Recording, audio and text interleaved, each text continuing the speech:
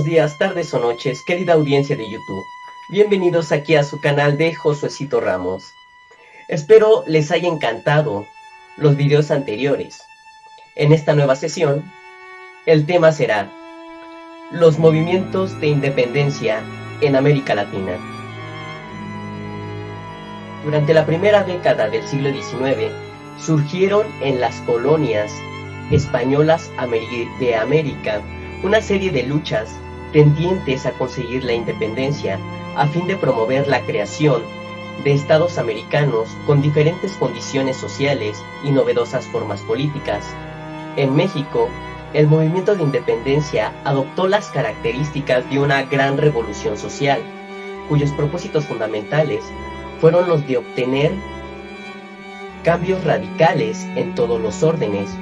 Consecuentemente, la guerra de independencia en México buscó de alguna manera destruir definitivamente las antiguas, o más bien las viejas estructuras coloniales para crear un nuevo estado, con apoyo en las más avanzadas ideas de la época y en la cual se acabara, en definitiva, por las grandes diferencias políticas, económicas y sociales que se habían impuesto durante el dominio colonial. Las independencias de Sudamérica. Fueron diversos factores los que determinaron el estallido de las guerras de independencia en Sudamérica.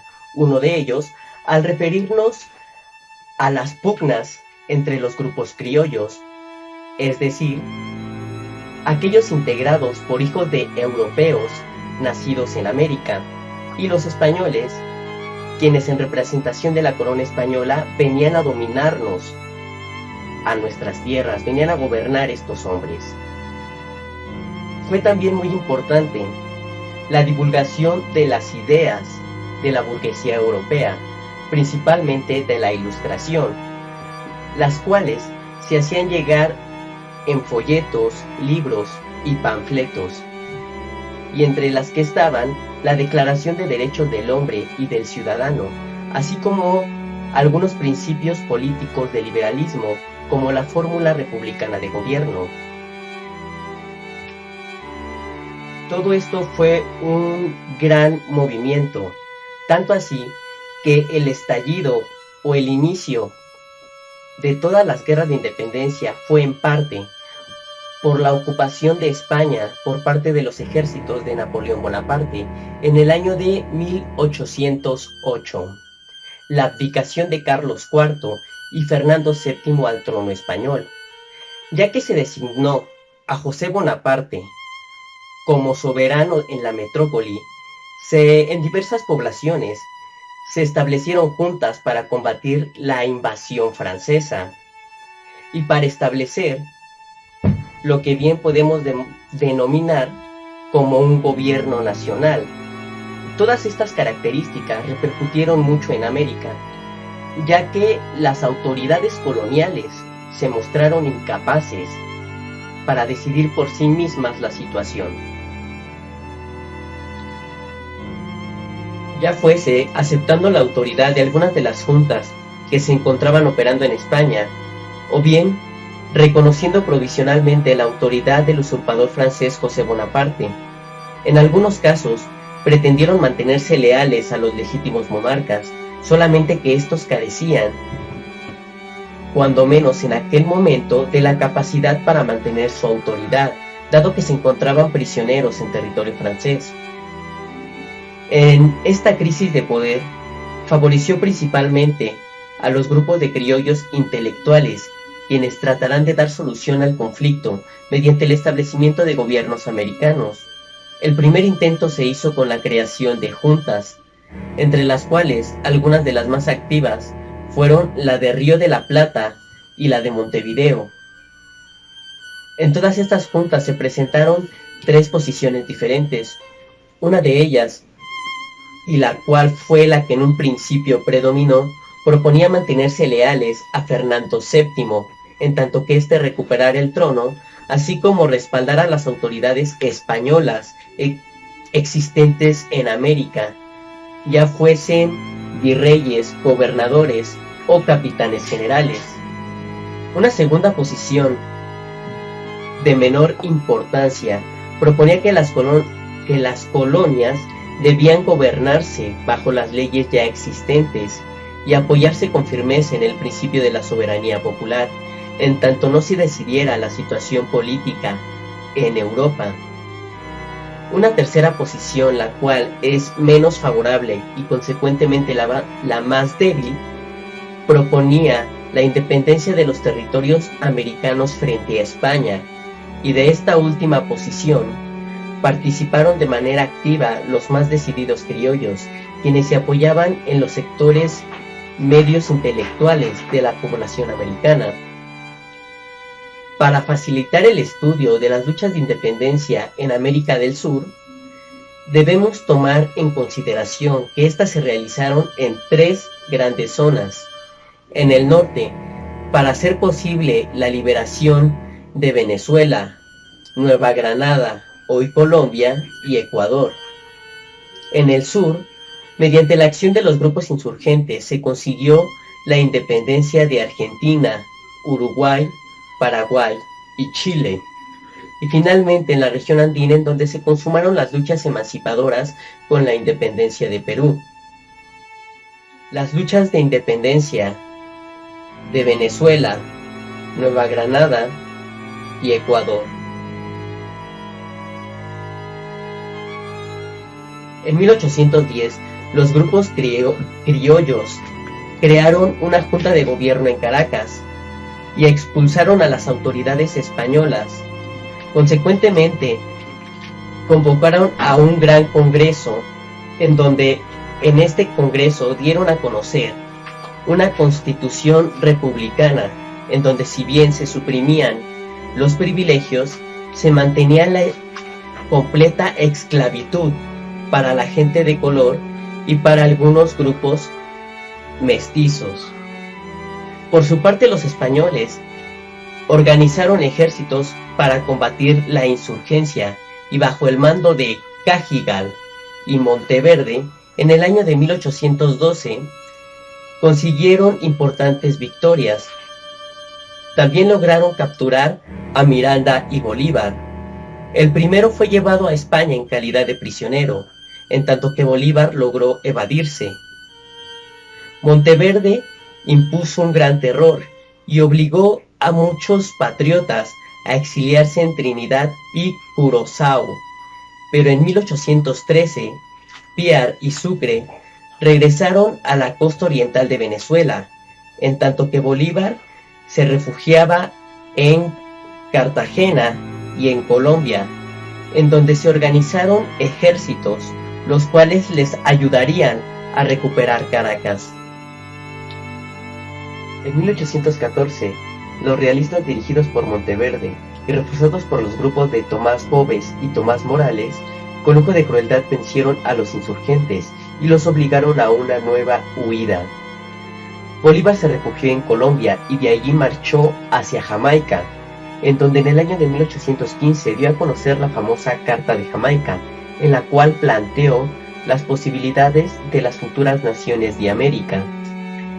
Mientras tanto, Pablo Murillo se hizo cargo de la jefatura de los realistas y designó a Moxó como capitán general de Venezuela para atender personalmente la guerra en contra de los patriotas de Nueva Granada, logrando capturar Cartagena, sacrificando notables liberales como Lozano y Camilo Torres.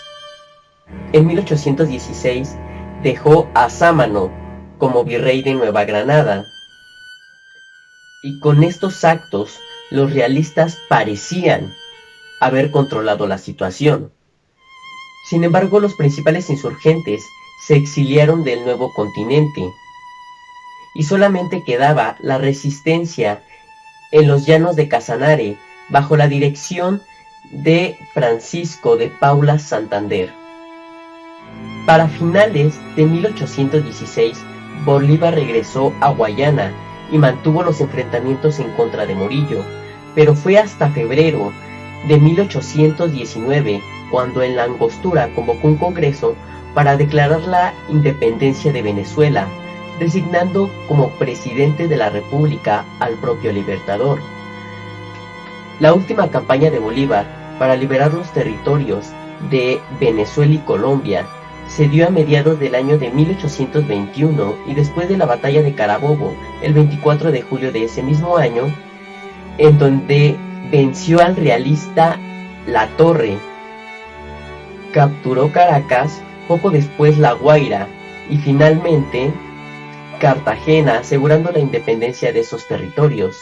En Ecuador, los patriotas, liderados por Sucre, habían combatido a los realistas de Aymerich, y aunque habían logrado algunos triunfos como el de Yaguachi en 1821, resulta que la resistencia realista resultó ser vigorosa e impedía el avance de la independencia.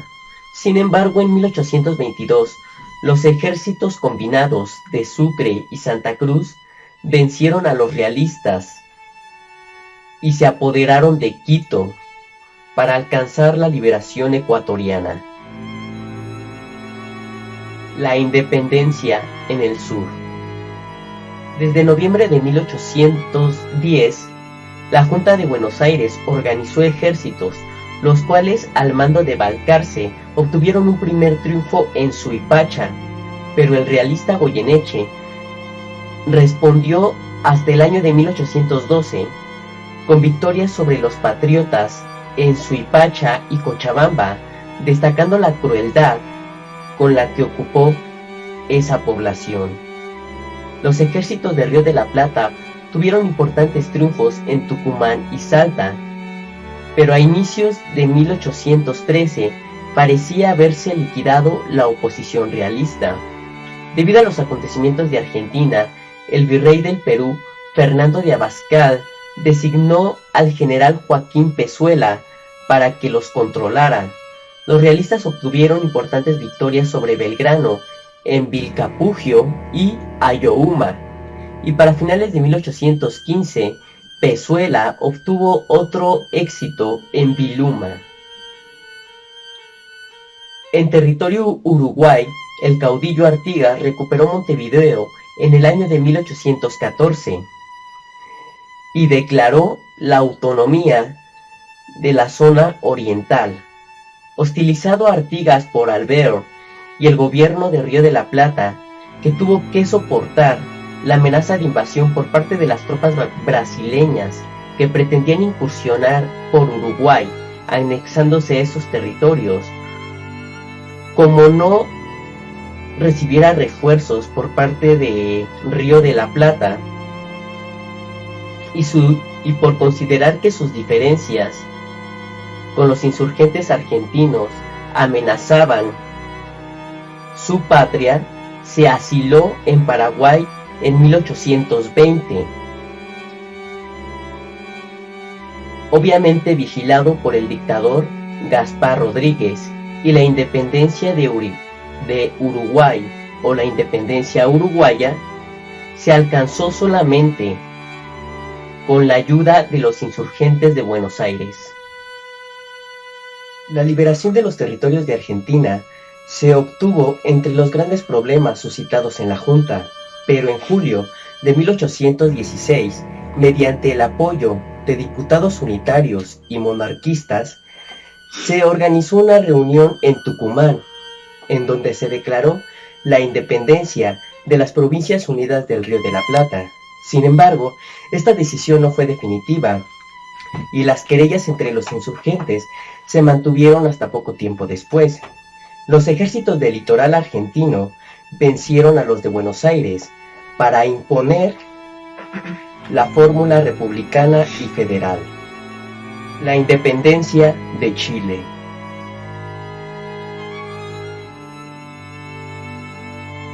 Entre los patriotas chilenos destacaban algunos personajes como por ejemplo O'Higgins y Mackenna, quienes organizaron la lucha en contra de la opresión. Sin embargo, debido a la falta de ayuda de insurgentes de diferentes regiones, fueron derrotados por Osorio en 1814. La independencia chilena se alcanzó gracias a la ayuda que proporcionó el general San Martín, uno de los más ilustres próceres de la independencia sudamericana, y quien tuvo muy poco apetito para asumir algún puesto importante en alguna de las regiones que él liberó. El general San Martín se dio a la tarea de convocar a varias tropas, quienes más adelante serían conocidos como los ejércitos, o más bien el ejército de los Andes. Obtuvo también su primera victoria sobre los realistas en San Lázaro, y de allí se trasladó a la región de Mendoza, en donde pactó amistad con O'Higgins y también se ganó la simpatía de los indios araucanos. Claro que todo esto pasó en 1813. En 1818, los realistas querían recuperar Santiago, pero fueron derrotados por los insurgentes en la batalla de Maipú. Y con estos actos se consumió por completo y en definitiva la independencia chilena. La campaña final. Independencia del Perú. Debido a su importancia y a su riqueza, Perú contaba con tropas realistas, las cuales eran bastante numerosas y también se encontraban muy bien preparadas. Estas sometieron con dureza algunas inquietudes insurgentes como la de José de la Riva en el año de 1810, el cual fue hecho prisionero. El virrey Abascal mantuvo con gran cuidado sus territorios y redujo una nueva revolución en el año de 1814 en la zona de Cusco, Pumo y Arequipa, y de la cual participaron algunos sacerdotes como Oveja y Muñecas. El general San Martín y su ejército llegaron a territorios peruanos con la ayuda de Cochrane a fin de participar de las luchas de independencia. San Martín, el capitán de América, aprovechó la división que se suscitó en el bando realista y que desconoció a Pezuela como virrey a fin de darle el cargo a la Serna para pasar sobre Lima, población que ocupó sin la necesidad de tener que combatir, en el mes de julio de 1821, y para el 28 de ese mismo mes, en la plaza principal de la capital peruana, declaró la independencia de ese territorio. La experiencia militar del general San Martín, desgraciadamente, no fue suficiente para conseguir la independencia americana, pues por un lado, tenía a los realistas acaudillados por el virrey La Serna, los cuales mantenían bajo control territorios importantes en la sierra y la costa del Perú, y por otro lado tenía el bando realista, los cuales mostraban divisiones entre ellos y se manifestaban entre peruanos, chilenos y argentinos. El general San Martín más adelante fue conocido como el protector del Perú. De alguna manera, tanto así que en el año de 1822 convocó a un congreso para dar a conocer una constitución y marchar sobre Guayaquil para entrevistarse con Bolívar, más que nada para concretar esta alianza y con esto la consumación de la independencia. Y bien, querido público de YouTube, aquí su amigo Josuecito Ramos. Nos estaremos viendo en otra nueva sesión. Tengan una excelente noche, tarde o día. Hasta la próxima.